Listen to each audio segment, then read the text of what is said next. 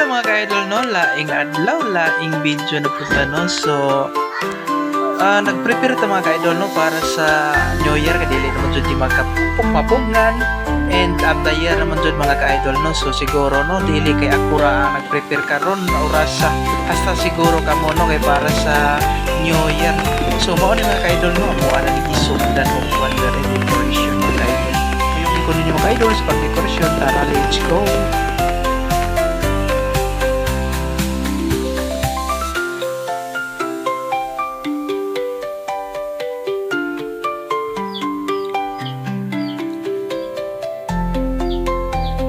So magpasalamat tayo mga ka-idol no, una sa tanan no, dito nato kalimtan no, pasalamat ta sa Ginoo sa niabot na mga blessing naton sa karon tuiga.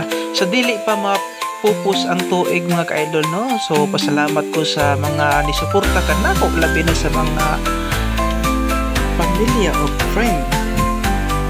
Yeah, so nahuman naman jud kay mga ka-idol no. So salamat sa pagtan-aw no nga follow, share, and comment.